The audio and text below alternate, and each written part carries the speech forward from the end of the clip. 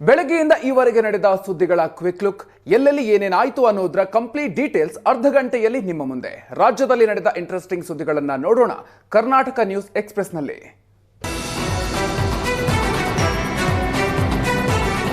MUDA ಹಗರಣದಲ್ಲಿ CM ಸಿದ್ದರಾಮಯ್ಯಗೆ big relief ಸಿಕ್ಕಿದೆ. CBI ತನಿಖೆ ಕುಣಿಕೆಯಿಂದ ಸಿಎಂ ಸಿದ್ದರಾಮಯ್ಯ ಪಾರಾಗಿದ್ದಾರೆ. ಮುಡ ಕೇಸನ್ನ ಸಿಬಿಐಗೆ ನೀಡುವಂತೆ ಸಲ್ಲಿಸಿದ ಅರ್ಜಿಯನ್ನ ಹೈಕೋರ್ಟ್ ವಜಾಗೊಳಿಸಿದೆ. ಸಾಮಾಜಿಕ ಕಾರ್ಯಕರ್ತ ಸ್ನೇಹಮಯಿ ಕೃಷ್ಣ ಸಲ್ಲಿಸಿದ ಅರ್ಜಿಯನ್ನ ಹೈಕೋರ್ಟ್ ವಜಾ ಮಾಡಿದೆ. ಲೋಕಾಯುಕ್ತ ಸ್ವತಂತ್ರ ತನಿಖಾ ಸಂಸ್ಥೆ ಅಂತ ಹೇಳಿರುವ ಹೈಕೋರ್ಟ್ ಲೋಕಾಯುಕ್ತ ಸೂಕ್ತ ತನಿಖೆ ನಡೆಸ್ತಾ ಇಲ್ಲ ಅಂತ ಅಭಿಪ್ರಾಯಪಟ್ಟಿದೆ.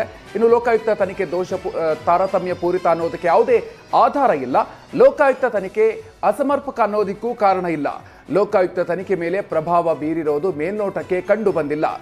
ಮುಡಕ್ಕೆ ಸಿಬಿಐ ತನಿಖೆ ನೀಡುವ ಅಗತ್ಯತೆ ಕಂಡು ಬಂದಿಲ್ಲ ಅಂತ ಹೈಕೋರ್ಟ್ ನ್ಯಾಯಮೂರ್ತಿ ನಾಗಪ್ರಸನ್ನ ಅಭಿಪ್ರಾಯಪಟ್ಟರು. ಸಿಬಿಐ ತನಿಖೆ ಕೋರಿ ಸಲ್ಲಿಸಿದ ಅರ್ಜಿ ವಜಾ ಬೆನ್ನಲ್ಲೇ ಲೋಕಾಯುಕ್ತ ವರದಿಗೆ ನೀಡಿದ್ದ ತಡೆ ಅರ್ಜಿಯನ್ನ ಹೈಕೋರ್ಟ್ ತೆರವು ಮಾಡಿದೆ. ಸಿಬಿಐ ತನಿಖೆ ಕೋರಿದ್ದ ಅರ್ಜಿಯ ಅಂತಿಮ ಆದೇಶದವರೆಗೆ ಲೋಕ ವರದಿಗೆ ತಡೆಯಾಜ್ಞೆ ನೀಡಲಾಗಿತ್ತು. ಇದೀಗ ಅರ್ಜಿ ವಜಾಗೊಂಡಿರುವ ಹಿನ್ನೆಲೆ ಮುಡಾ ಸೈಟ್ ಅಕ್ರಮ ತನಿಖೆಯ ಅಂತಿಮ ವರದಿಯನ್ನ ಸಲ್ಲಿಸಲು ಅನುವು ಮಾಡಿಕೊಡಲಾಗಿದೆ. ಶೀಘ್ರವೇ ಲೋಕಾಯುಕ್ತ ಪೊಲೀಸರು ಅಂತಿಮ ವರದಿ ಸಲ್ಲಿಸಲಿದ್ದಾರೆ ಎನ್ನಲಾಗ್ತಿದೆ. ಹೈಕೋರ್ಟ್ ಆದೇಶದಿಂದ ನಮ್ಮ ಹೋರಾಟಕ್ಕೆ ಸಣ್ಣ ಹಿನ್ನಡೆ ಆಗಿದೆ ಅಂತ ದೂರುದಾರ ಸ್ನೇಹಮಯಿ ಕೃಷ್ಣ ಹೇಳಿದ್ದಾರೆ.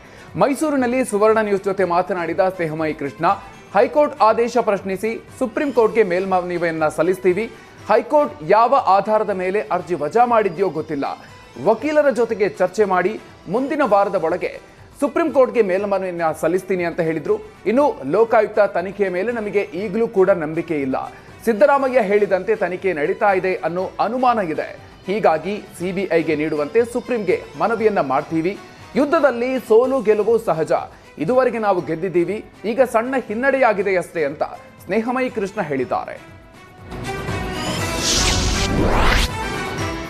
ಸಿಬಿಐ ಅರ್ಜಿ ವಜಾ ಆದೇಶವನ್ನ ಸಿಎಂ ಕಾನೂನು ಸಲಹೆಗಾರ ಎಎಸ್ ಪೊನ್ನಣ್ಣ ಸ್ವಾಗತಿಸಿದ್ದಾರೆ. ಬೆಂಗಳೂರಿನಲ್ಲಿ ಮಾತನಾಡಿದ ಪೊನ್ನಣ್ಣ, ಹೈಕೋರ್ಟ್ ತೀರ್ಪಿನ ಬಗ್ಗೆ ಸಿಎಂ ಸಂತೋಷವನ್ನ ವ್ಯಕ್ತಪಡಿಸಿದ್ದಾರೆ ಅಂತ ಹೇಳಿದ್ರು. ಅಲ್ಲದೆ ಯಾವುದೇ ತನಿಖೆಗೂ ನಾವು ಸಹಕಾರವನ್ನ ಕೊಡ್ತೀವಿ, ಕಾನೂನು ಚೌಕಟ್ಟಿನಲ್ಲೇ ಹೋರಾಡ್ತೀವಿ ಅಂತ ಶಾಸಕ ಪೊನ್ನಣ್ಣ ಹೇಳಿದ್ರು. ಇದೇ ವೇಳೆ ಹೈಕೋರ್ಟ್ ತೀರ್ಪಿಗೆ ಈಗಲೇ ಸಂಭ್ರಮಿಸಬೇಡಿ ಎಂದಿದ್ದ ವಿಜಯೇಂದ್ರಗೆ ಪೊನ್ನಣ್ಣ ಟಾಂಗ್ ನೀಡಿದ್ರು. ವಿಜಯೇಂದ್ರಗೆ ಅವರದ್ದೇ ಆದ ಸಮಸ್ಯೆಗಳಿದೆ. ಯಡಿಯೂರಪ್ಪ ಅವರ ಬಗ್ಗೆ ತೇಜೋವಧೆ ಆಗ್ತಾ ಇದೆ. ವಿಜಯೇಂದ್ರ ಮೊದಲು ಆ ಬಗ್ಗೆ ಗಮನ ಹರಿಸಲಿ ಅಂತ ಪೊನ್ನಣ್ಣ ಹೇಳಿದ್ರು.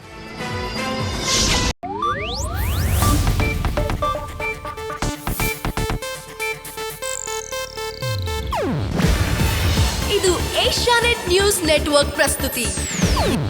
ನೀವು ನೋಡ್ತಿದ್ದೀರಾ ಏಷ್ಯಾನೆಟ್ ಸುವರ್ಣ ನ್ಯೂಸ್.